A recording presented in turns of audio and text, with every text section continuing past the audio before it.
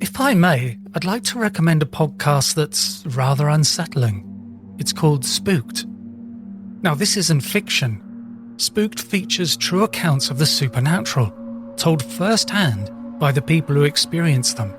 They are quiet, deeply personal stories of things that, frankly, shouldn't happen, but did. One episode in particular caught me, Disembodied Busybodies. It tells the story of a woman named Catherine who moved into a lovely old house, only to find she's not alone. Jimmy and Joyce, the previous occupants, are still very much present, despite having died. Catherine doesn't feel afraid so much as worn down by ghosts who still think it's their home. It's beautifully told with that creeping sense of unease that sneaks up on you. New episodes arrive each Friday, and you can find Spooked on all major podcast platforms. If you've ever wondered if there's more to this world than meets the eye, give it a listen, but perhaps not just before bed. Welcome to our Paranormal Afterlife.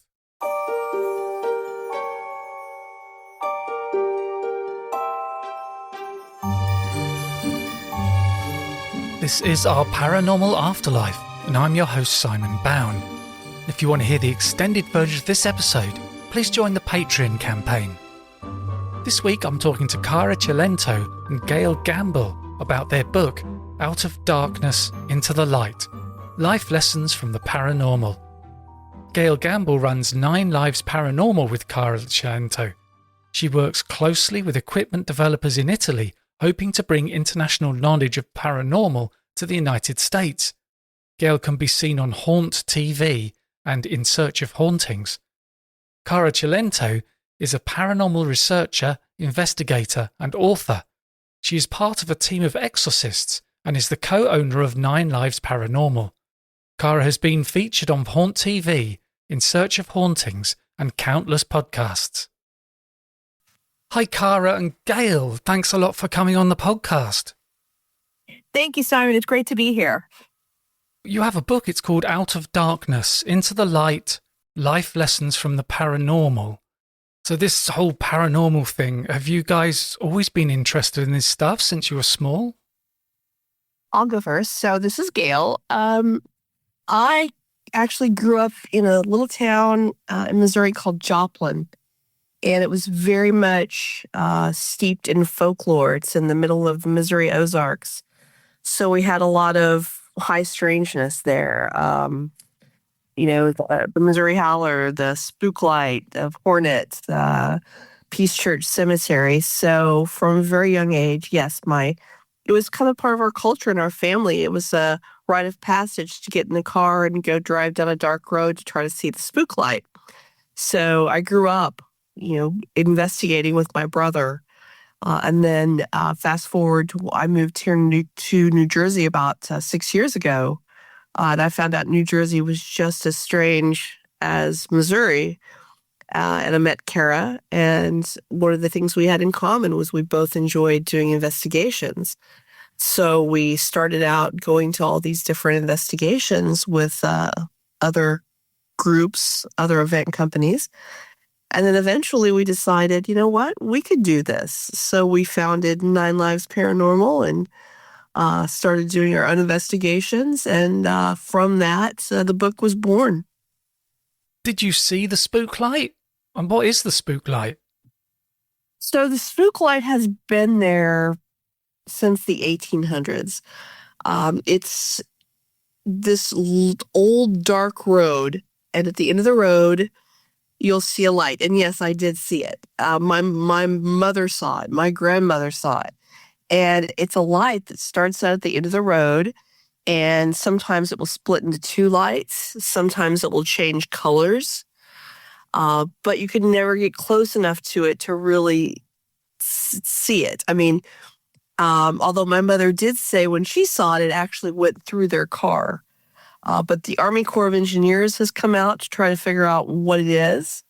Nobody can figure out. There are a lot of theories, car lights reflecting off swamp gas, all these different things, but no one has ever been able to figure out what it is definitively. My growing up experience was actually a little bit different. I grew up in North New Jersey and in an Italian American family, go figure. And I grew up in a culture where I should say my mother's side actually, delve into the stregaria, which is the Italian folk magic. And I grew up doing these kind of witchcraft rituals, which were given to me in terms of not saying what it really was, not saying they were witchcraft rituals, but it was tradition, they would tell me. And so I kind of, when I got older, I kind of started to understand that what we were doing at home was not exactly, what every other family did. So I did a deep dive into it, when I got much older. However, I also grew up a mile and a half down the road from the Overbrook Insane Asylum, which is now defunct and is known to be haunted. So I grew up in the shadow of other hauntings. So growing up in a house where you're actually actively practicing Italian stregaria and you're in the shadow of a haunted environment, it leads you down a path where you're curious and questioning. And so that's what I did. So, in terms of, was I always interested in it? I kind of like lived it, not really realizing that I lived it. And like Gail said, we honed our curiosity into becoming paranormal investigators and paranormal explorers. And that's where the book was born, from those experiences. Did either of you ever live in a house that was haunted or have weird things happening? Oh, our current house is haunted. But yeah, actually, because we live in the shadow of the Overbrook Asylum, they actually filmed in our house because a television program actually filmed in our house because we do have paranormal experiences in our home, and they were trying to tie it into the fact that the town is haunted. However, my mother, rest her soul, my mother did pass away in this home, and it's always been haunted. So actually, it's funny that you say that because we have a dog. We have a couple dogs, but our one dog is very sensitive to paranormal phenomenon. He's like our paranormal pooch. And he actually, for the past couple of days, he's been wandering around and watching things, and we really can't figure it out. And he will do that. He wanders around the house. He'll stare at things. He'll bark at things. We can't see. We can't see. We try to pass it off and say, maybe it's a bug we can't see. Maybe he's got an eye floater, that we can't, we don't know. But no, it's pretty consistent. And we have, things that do fly off the wall every once in a while. We did have a collection of flies in our garage, but that was because I brought something in that was haunted, because we do collect haunted objects as well. So we do have phenomenon that happens here pretty much on the regular. Do you ever get scared? I think that once you've crossed that line from being a novice to an actual paranormal investigator, you don't get scared per se. You go from running away from the ghosts to running toward them so you can catch it on camera and get it on your equipment and document it. So, I mean, there have certainly been times when I've had a jump scare. Something like a loud noise has made me jump. But as far as, being afraid of being in the environment, no, not anymore. It's more curiosity for me. Cara? Yeah, it's kind of like, we carry on because, with just living in the house, because sometimes when you give whatever's here attention and energy, it becomes like Pavlov's dog. It's kind of like you give it the energy, you give it the attention. So it's like, ooh, I could communicate. So it does it again.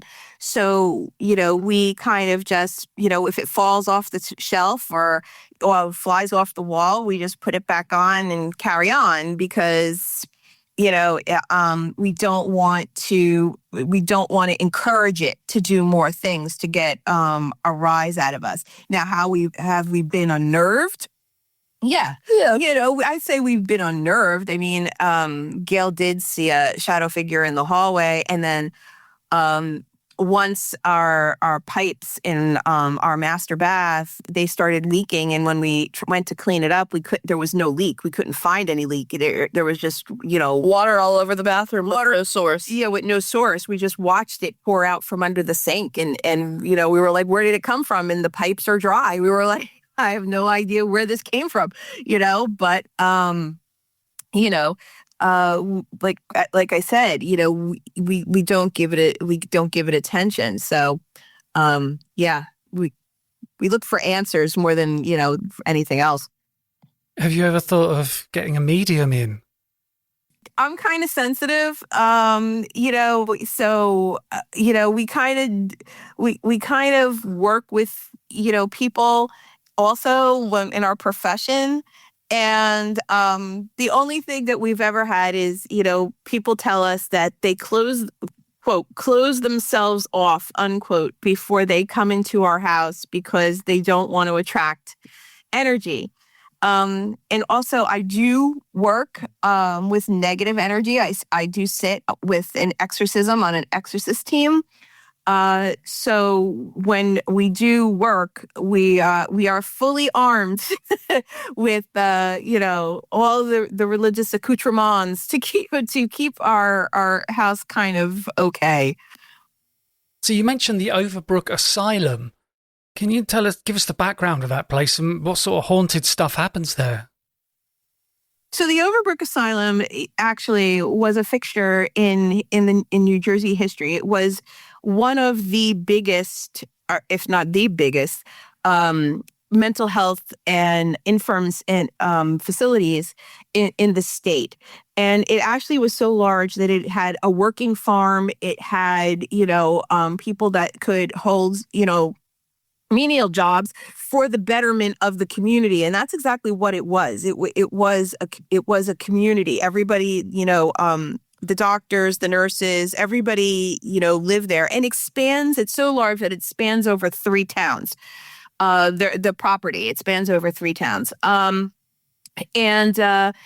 So of course, back in the day, it did do some shady practicing, which we consider shady today. Back then, they thought it was state of the art, like lobotomies and and things like that.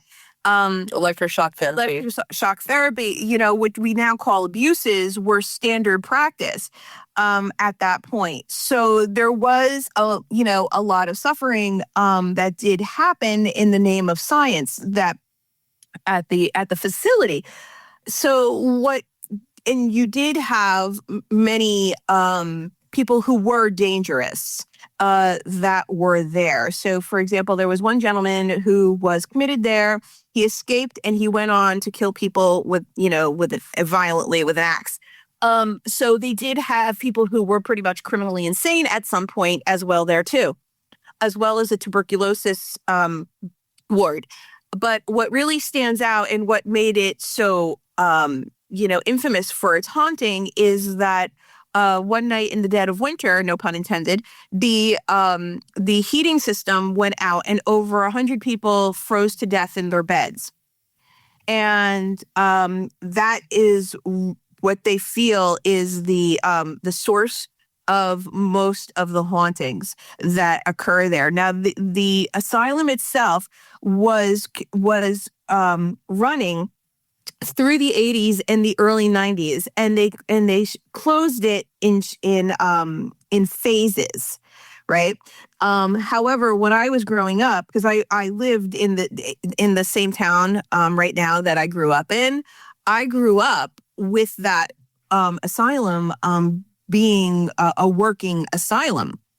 And we all knew that when I don't know if you're familiar with, but almost like they would sound off a horn. It was like it would, if there was like a weather disaster coming, like if there was a hurricane coming or a tornado coming, they would sound off this horn.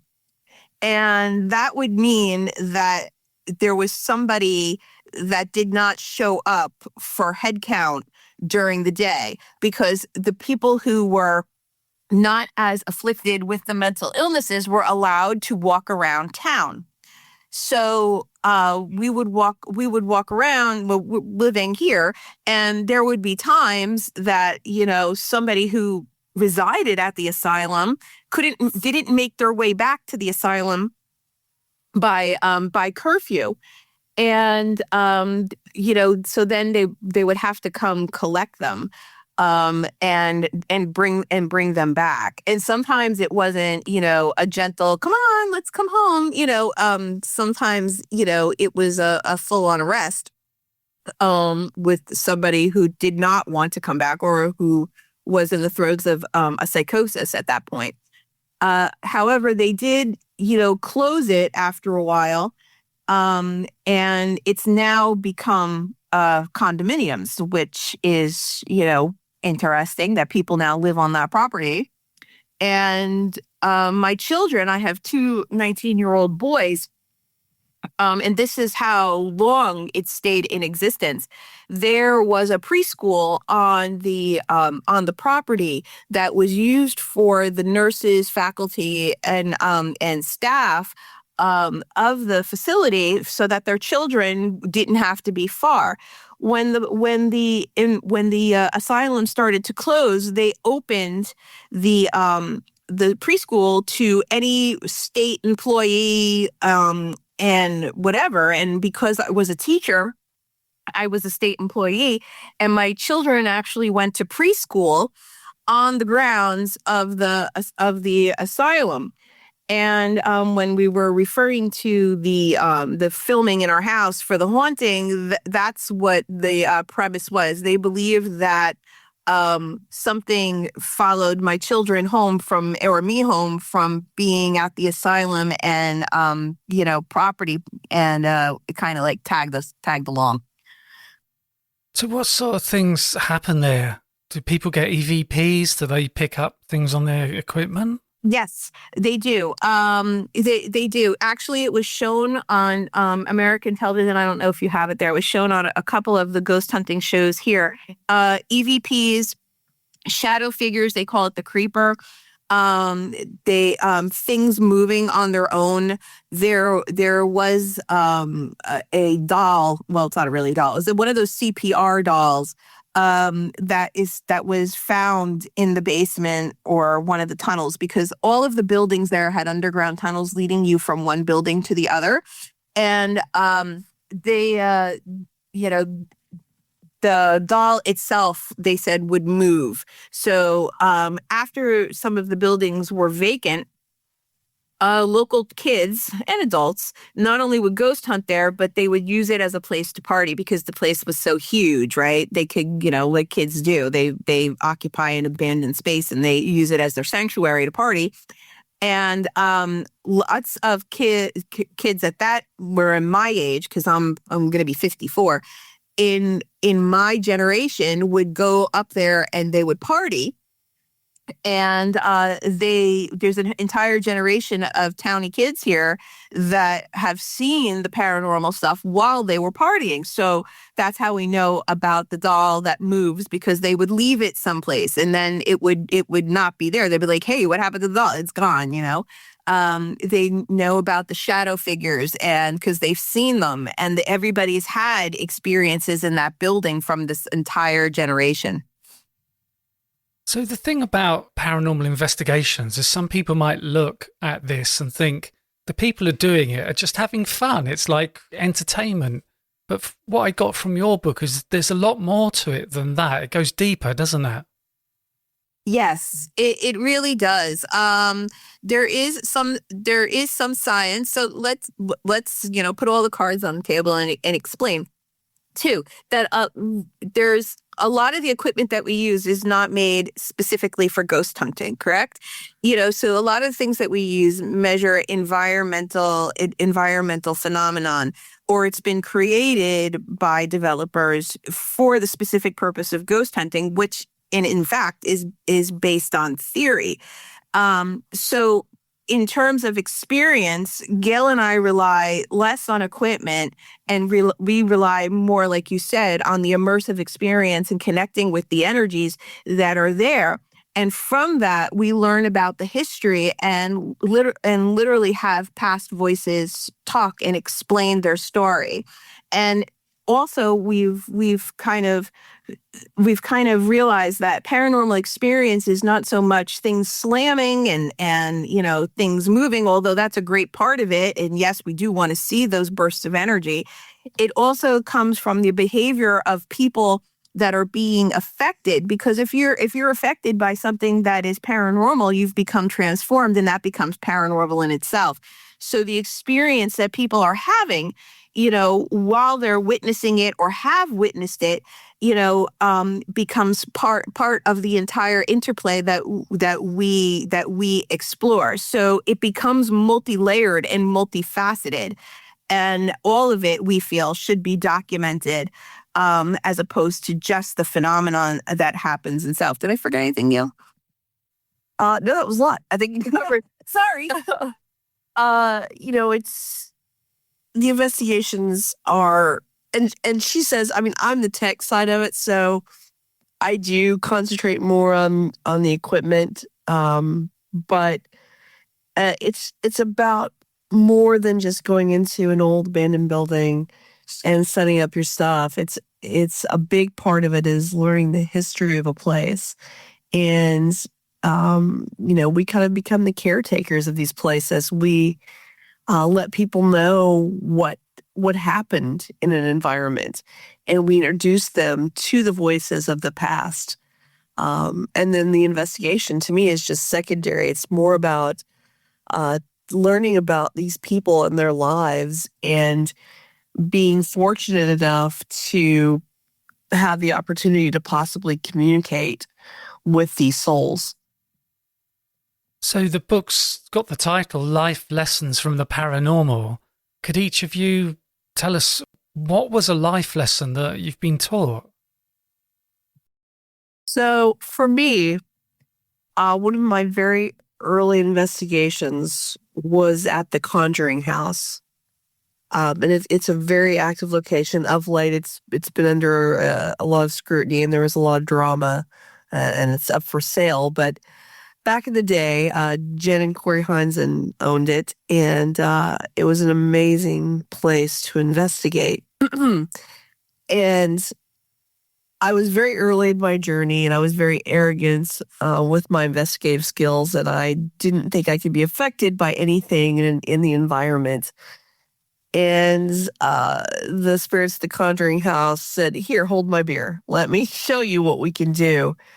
And I was just very affected by the spirits there. Even after I left the facility or the house, and I had to learn humility. I had to.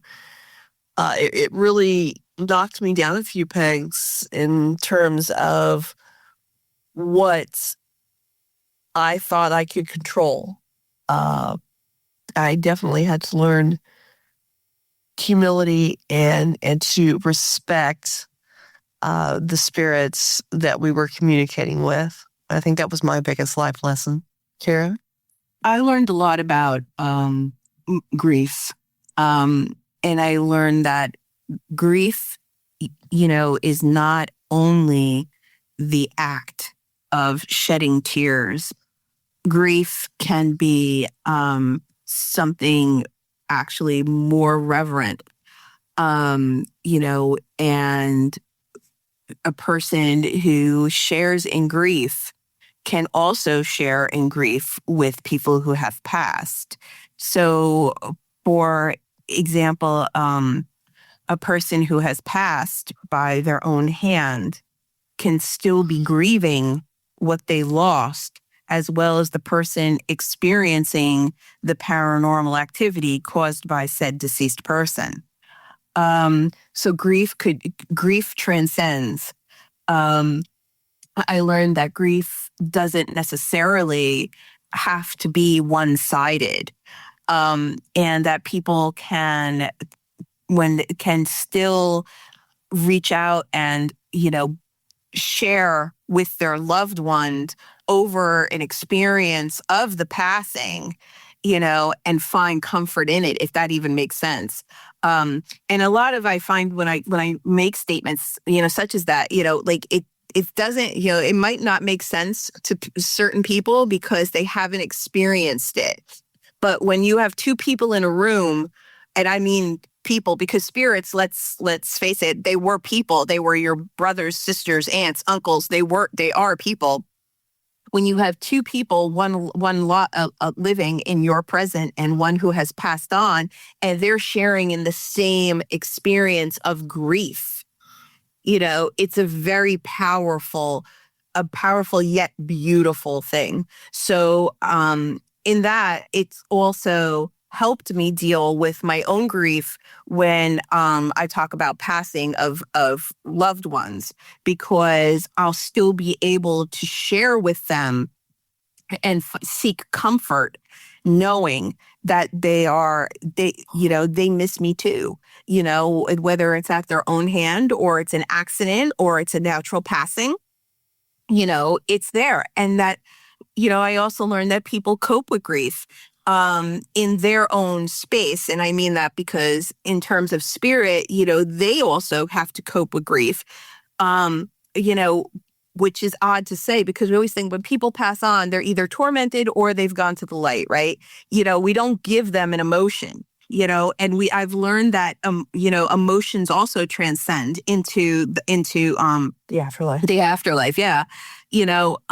And, so there's an array of emotions that and energy can also feel. But, I digress. In our present, when people deal with grief, they have, the objects or, mementos of their loved one to help them, and to remind them. And subconsciously, what they're doing is they're not only keeping something that physically reminds them in the present, but again, that tied to the afterlife, that their energy, their aura is attached to it. So they will have that link on a spiritual level as well on a physical level, which is also, an analogy to what we do in terms of paranormal investigation and exploration. We take something physical and tangible and we try to connect to the energy. So it becomes a really beautiful experience, even though we usually, connect it to sadness. Doesn't have to be. And it makes me think about this idea that paranormal investigations, or you ever encounter, is these malevolent spirits or what's happening. But I suppose there's also spirits who are just ordinary people who've passed on. They're not nasty or anything. Oh, yeah. I think that's the majority. Yeah, I would say most of them, most of the spirits and the entities that we come in contact with. And I talk, and this is actually, something that I'm exploring as well, because I'm a little bit of a nerd. Is that the language that we use is very judgmental in this space, right? So we use words, and they imply a judgment, whether it's like even the word entity. When we think of the word entity, it's nothing positive unless we're talking about it as a noun in terms of, a corporation, the entity. But the language passes judgment. Gail's laughing at me because I'm going off on a nerd tangent. But so anyway, they don't have 99.9% of the entities that we come in contact with are human spirits that just want to communicate. So yeah. And on the other side of that, there's trauma and all sorts of things like emotions building up in places. And I noticed a line in the book. You said, I wondered if the haunting was trauma that became sentient. So what do you mean by that? You want to handle that one? Go ahead. Gail's like, you do it. Let the nerd speak. So yeah, trauma that becomes sentient, right? So it comes from the theory of tulpas, that where you have a thought form and you imbue this thought form with properties and personality until it becomes a sentient being, and that comes from the culture of monks who, were living these isolated lives, up in the mountains, and in terms of companion, they built sentient beings, right? Basically, they created imaginary friends that they spent so much time. The theory is so much time cultivating and giving their a personality that these thought forms became sentient and took on a life of their own. Right. So in terms of the book, if we spend all this time dwelling and talking, dwelling, or even, and it could go either way, because this is what paranormal investigation is, right? It's theory. So if the entity itself, dwells in its trauma, or a person dwells in the trauma of said past person, what then prohibits it from becoming a thought form like this and becoming its own entity, that it takes on a life of its own, and that it can interact with the environment around it. And many times, that we've been doing this now for, over 10 years, where there is a trauma in an environment, and that trauma seeps into the fabric of the home or an object, which goes into stone tape theory. Could it manifest itself into a sentient being and then interact?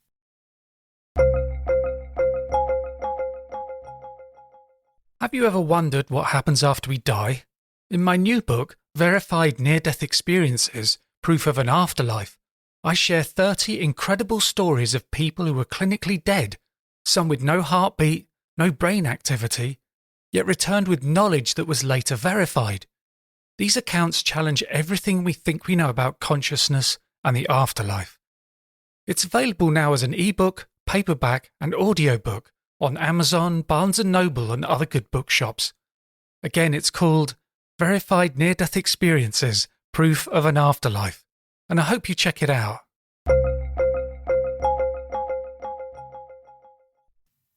Yeah, I've heard about a case. I'm sure I interviewed somebody about this a while ago. They talked about how there was this author who wrote so many books in the 30s and 40s, and every day he'd be writing thousands of words, and there was this main character.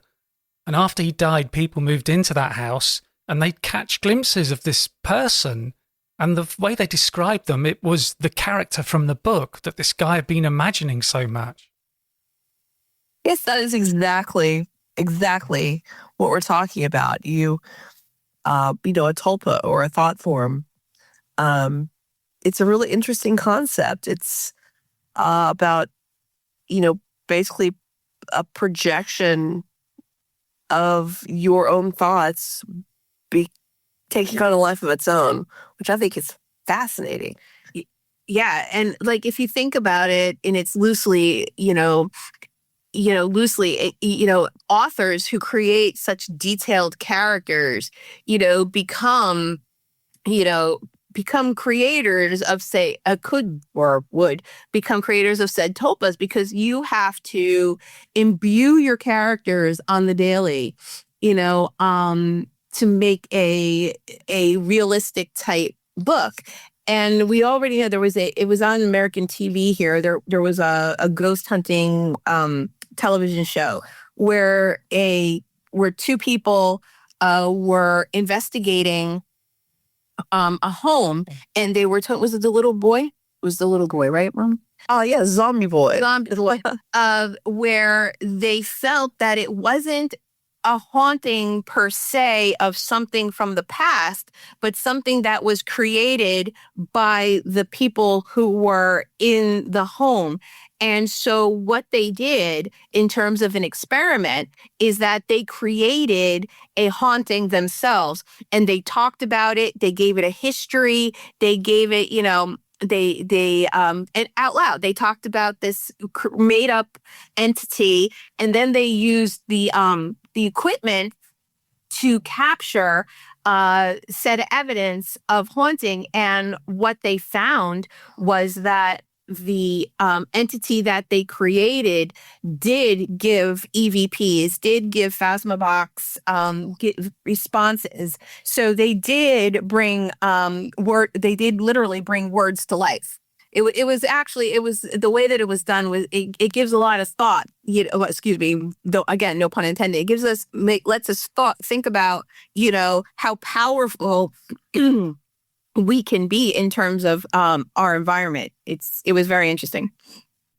So could you tell us what happened at the New Egypt Historical Museum?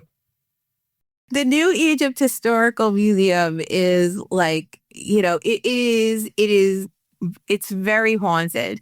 It's a place down in South Jersey that has a lot of artifacts of from that area, farming stuff. It also has the Hindenburg artifacts from the crash of the Hindenburg down there, and it's the people who are the docents there have been reporting that things are happening in that space. So when we went there, it was actually the first time anybody had ever been in that space to formally, I would say, investigate it. And as soon as we arrived, we were there, and I don't even think this is in the book. As soon as we arrived and we were there, we heard something upstairs, and they have a storage closet that has all these files from things that they're doing intakes in, and they keep them all organized. And we heard something like upstairs, and we went upstairs to look, and all the files came off the shelf. So we knew it was going to be a good investigation. So we decided that we were going to do a seance there.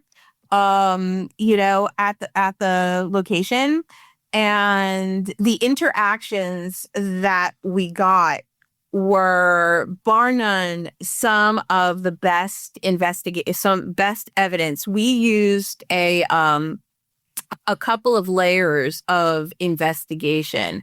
We used sound, and we do this at times, depending on how deep we want to get into the investigation. We use sound at the God frequency in headphones, and then we blinded ourselves with the Estes method by using infrared goggles and earphones. So we use the infrared goggles to blind us, and so we use the frequency to elevate us, in terms of our meditative state.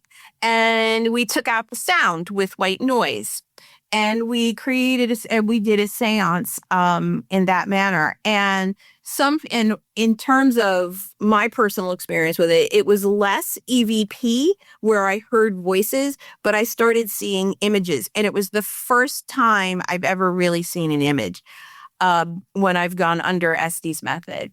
And there was a gentleman, and Gail wasn't there for this one, but there was a gentleman, and I said, there's a man standing behind in the left corner, and he says his name is Henry, and unbeknownst to me, somebody else who was sensitive before I even mentioned that said, I want to say the name Henry. And then Henry, who was in the corner, decided he was a jolly guy and he wanted to play cards. And I started, while I was under Estes method, I started playing cards with, now I did not have any cards in my hand. I could see cards that this gentleman was showing me. And I was literally playing cards with another member of the team at that time. and I was winning. And I was goading, as Henry, I was goading the other members into playing and saying I could beat you and all that stuff. And and I actually won. So I would say 10 of diamonds, and the other person would pick a card, and I would beat him. It was a very interesting experience, to say the least. Um, and I don't think I went into this part in the book too. There was also a female that I could see that started to get into a banter with Henry, and I was able to communicate the argument between the two. It was pretty cool. It was pretty cool. Yeah, it must have been amazing. And you don't get scared from it, so you can get right in there and do the research. Oh, absolutely. And it's funny because they have it all there. And, other places that we've been to as well, we actually ask the docent to stay if they can, because they have access, to all the stuff that we don't know. Like, we wouldn't know, where to go look for it in the place, because sometimes we're only there for one day. We wouldn't know where to go look for the files or whatever. And that actually, happened at the Burlington County Prison Museum, where, Gail, you want to talk about that one? You were more close to the docent than I was that night. Yeah, it was just really interesting because we were leading groups around different parts of the prison, and we would pick up names, and we were able to consult with the docent, who could then look through the prison records and find out if somebody by that name ever resided there. And she was very much skeptical of what we were doing until we started getting names, and she was able to actually find these people that resided in the prison that matched the names we were getting. And she was pretty amazed. And I think when we left, she was definitely more of a believer than a skeptic. We also had, in our investigations, we used things like cat balls. Very simple. They're an object that, they pick up motion. Your cats bat them around and they light up. And we use those as motion detectors. And I had a row of them sitting out for people to use. And the docent was talking about how she didn't really put much stock into anything paranormal. About the time she said that, all 3 of the cat balls went off. No one was around to touch them. And I just had to giggle because, like I said, when we left, I think she became a believer. That reminds me of your study that you have in your book. It's from skepticism to acceptance. Well, we just presented that at the Paranormal Research Symposium. And basically, I wanted to try to qualify and quantify what a person who is experiencing paranormal activity, what is that space where you say, you know what, I don't really think that it's the pipes anymore. And I affectionately call the study, sometimes it's not the pipes, because after a while, you run out of explanations, and there only is one thing that remains. So in other words, what was the catalyst that caused you to go from thinking that what was happening in your environment was something natural or explainable to, okay, I think maybe I have a spirit residing here? Right. So what I did was I put out an open call for people to tell their experiences in terms of paranormal activity. And I actually did include, because I asked them if they were willing, if they wanted to share. I actually put their responses in the back of the book. In terms of what was happening. And so what I found is that people, they went through the same process, that something happened. that they tried to rule it out. They shared their experiences with friends, family, clergy, what have you. Some people went as far as getting paranormal teams in, whereas other people, didn't. They just accepted the phenomenon as occurring, and it became more. I started by saying what was the catalyst, and then we turned into, it became more of a study in psychology, because we were like, the belief was then reinforced by cultural experiences that the person has, other people that they reached out to. So it was reinforced by society belief, reinforced by cultural belief, and some of it was reinforced by religious belief. So here you have people in this space of of that they're having this experience, and it was confirmed and reinforced by other areas of society that we as people tend to think are going to think, I don't want to use the word badly. That seems like a very, they were going to come up with a preconceived judgment, a negative judgment of what our experiences were, but here they were reinforced instead. So going from skepticism, to belief ended up having many more layers of that journey and transformation, from skeptic to believer than when we originally thought. Did you find there were like religious people, Christians, who just took it for granted this is demons? But if you were there, you wouldn't think it was demons. We find that pretty much on the regular.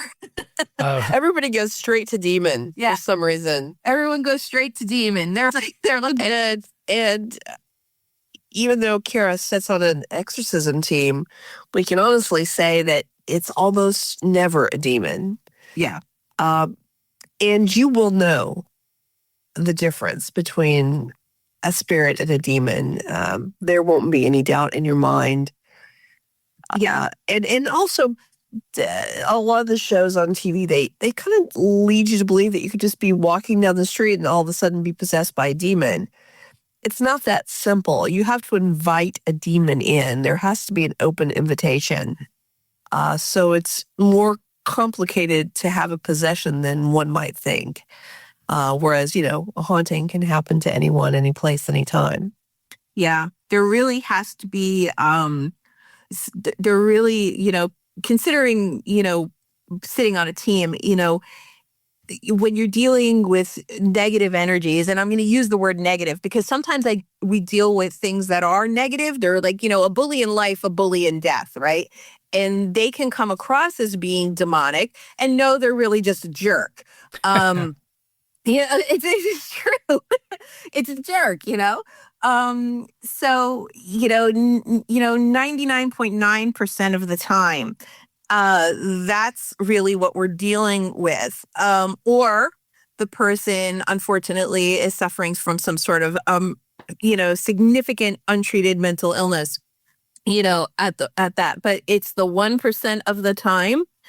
And that we do find something is very insidious, and it's not like the movies. It's really, when I use the word insidious, I don't use it lightly. It permeates that person's entire life until they give up and accept the fact that this is going to be their nightmare now, and they just submit. And really, that's how it works. So in terms of seeing negative entities, yes. Bullied entities, yes. Demons, much more rare. So I wanted to ask a question about Penhurst Asylum, because there's a little line in the book that says, "And then I saw him, king." Yes. So we were at Penhurst Asylum for 2 days, and let me set the stage. It was wet. The weather was not cooperating, and It was horrible. It was far cold and rainy, and of course, there's no electricity. right. And it was muddy because these buildings are spaced out, so you have to sort of trudge through the mud to get to different spaces. And it was a rough, and our investigations for this particular place were overnight. So we were there from about 7 p.m. until 5 a.m. So it was a rough 2 nights. Yeah, we were sleep deprived, and Penhurst is incredibly active. And it just doesn't let you rest. At one point, we were all downstairs in sort of a common room, sort of resting for a second, and we were leading groups, and we were kind of giving them free roam, and there was a huge booming sound, and so much so that the paint on the ceiling fell down because the paint chips fell off the ceiling. We thought, oh my gosh, we ran upstairs thinking someone had, I don't even know, fallen or something. Nothing. There was no one there. None of the folks that we were leading were up on the second floor. It doesn't let you rest. But right. So go ahead, talk about King. Oh, so anyway, so I actually dabbled in the same hubris that Gail did. So everyone was downstairs in the Mayflower building, and they were taking a break. And I said, I'm going to go upstairs and I'm going to take some pictures, because even though it is an abandoned building, it's beautiful. There's like, it's, the way that things are, there, it's just this abandoned glory. It's really something to see. So I start going up the stairs, and it felt like I was walking through warm Jell-O.